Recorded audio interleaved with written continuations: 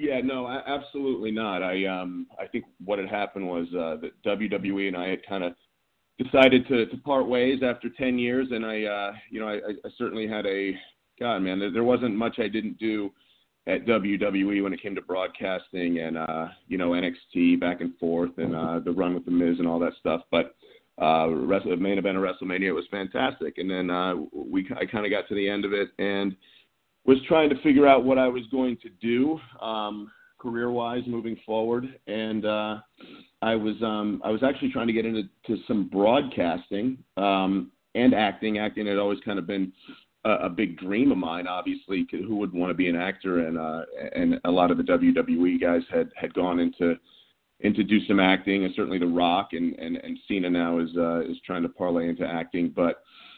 I was unsure. I didn't know, and I had a tape put together while I was with WWE of some of just the backstage things that I had done, and a lot of the broadcasting things that I had done, and I sent it off to a couple guys. One guy being a manager in Hollywood, and he loved it. He thought it was great. Thought I could get some work right away, or at least had a good shot at getting some work. But I don't think anybody predicted this. Like this has been so far out of the park, home run type of thing for just being this early in my acting career. It was really like the perfect role. And when the audition, I guess, came across his desk and then he passed it down to me, I remember reading it and thinking, this it was kind of eerie, you know what I mean, being the type of role that it was. And I think I got my hands on it really about 2 months after WWE and I had kind of decided that was going to be that. And I just thought it was kind of an eerie thing. It was like, well, what if I get this? Now this could be interesting. So the fact that I got it, and then now that it has just got, the amount of success that it's had has been absolutely incredible. And I feel very fortunate to be a part of the whole thing. Kind of the stars just aligned in the right way, and here I am talking to you guys, so I can't complain. Yeah, neither can we. And we've obviously heard from a ton of guys that want to get into acting after either WWE or after they just fully retire from the business.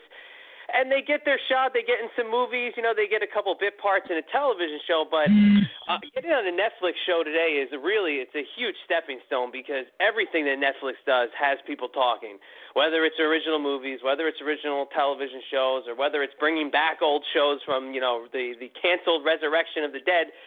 They're getting people to watch Netflix, and this is now the way we consume television. We watch it in one shot, and we enjoy it that way. But what I love about you is that your character is Steelhorse is actually playing a pivotal role in the show and helping characters move along. And I think if anybody could predict something great for a character that a wrestler is going to have on a wrestling show, it would be the kind of character that you play in Steelhorse. Yeah, it was, and again, all these things that it's just been a great ride since the moment that I got the script, because my manager explained to me that, they're not just auditioning. It